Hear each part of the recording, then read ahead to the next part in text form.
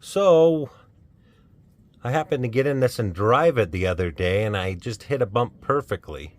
And that god-awful death wobble came in at about 40 miles an hour while I was going down the road and just hit a pothole in the road, and it just went off crazy, and I had to slow down and stop the car to get it to stop shaking.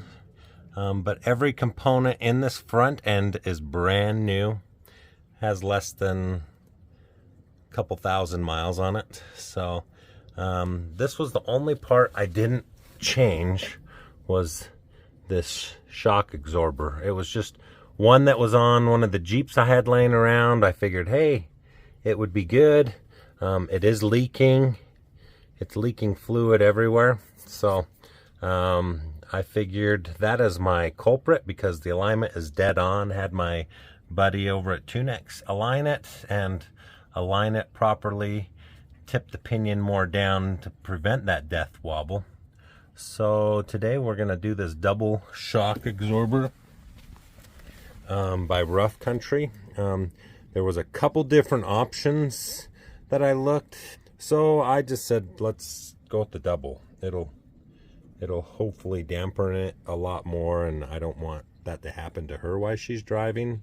You guys leave some comments, let me know what you think. But we'll get this installed. It looks like you just got to drill a hole for this bracket to mount. There's a template here, and we're going to take out this shock absorber here. There's a hole right here, well, then we're going to drill a hole somewhere about right there, wherever the template falls in place, and then there's a couple brackets. But let's kind of get that moving. I'll kind of show you a little bit as we go. Well, here's some of the tools I'm going to use.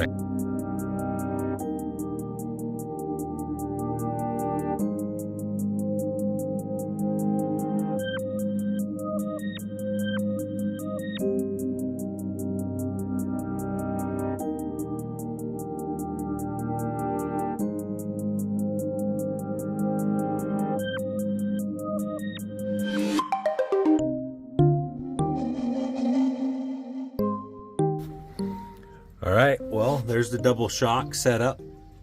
Super cool. We'll see how she drives.